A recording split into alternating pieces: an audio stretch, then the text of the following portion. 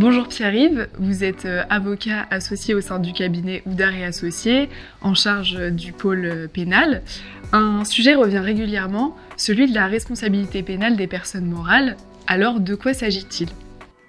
Depuis 1994, à côté de la responsabilité pénale des individus, c'est-à-dire des personnes physiques, la loi reconnaît aussi la responsabilité des personnes morales, c'est-à-dire les entités qui disposent d'une personnalité juridique.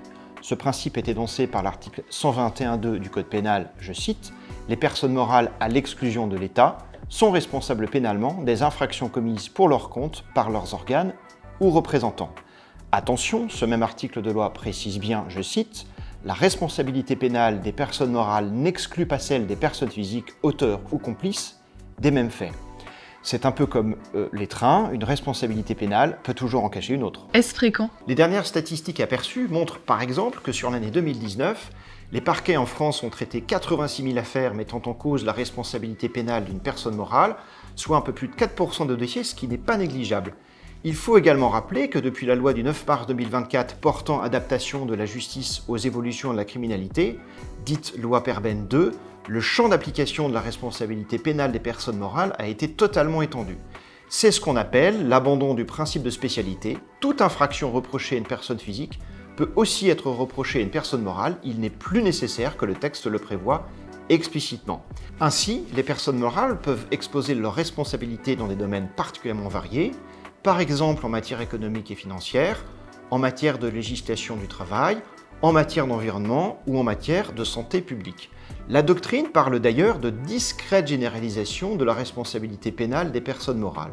C'est devenu une réalité sociale, ce qui a été illustré récemment, par exemple par la reconnaissance de la notion de harcèlement moral institutionnel commis par une entreprise, c'est l'affaire France Télécom.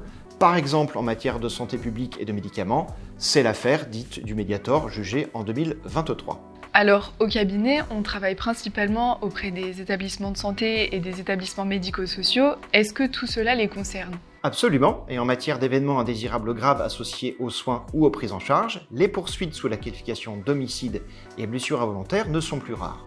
On peut même considérer que les poursuites sont facilitées lorsqu'elles sont dirigées contre une personne morale plutôt qu'une personne physique. Il s'agit de la loi du 10 juillet 2000, dite loi Fauchon, qui a précisé la définition des délits non intentionnels. L'article 121.3 alinéa 4 du Code pénal, résultant de cette loi Fauchon, rend en effet plus difficile l'engagement de la responsabilité des personnes physiques en matière d'imprudence et de négligence.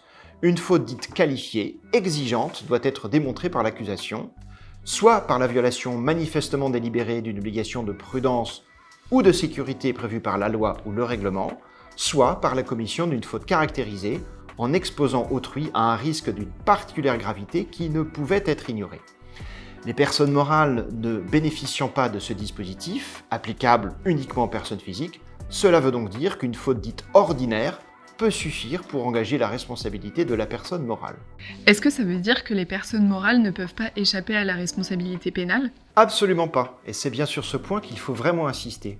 Les personnes morales sont de vrais justiciables et disposent de toute l'étendue des droits de la défense, dès le stade d'une mise en cause par des services enquêteurs, par un juge d'instruction ou bien par une citation devant un tribunal correctionnel. Bien souvent, la simple convocation en vue d'une éventuelle mise en examen est interprétée comme une mise en examen automatique, alors qu'il n'en est strictement rien. Il n'est pas possible de mettre une personne morale en examen sans l'avoir préalablement entendue. Toute personne morale a le droit de se défendre en revenant sur les faits, en contestant que les faits reprochés aient été commis pour son compte par ses organes ou représentants, ou encore en analysant très attentivement la démonstration d'un lien de causalité certain entre la faute et le préjudice. Le juge est toujours très attentif aux explications qui lui sont apportées. Pour conclure par la conclusion, disons que la défense pénale de la personne morale ne doit pas être galvaudée.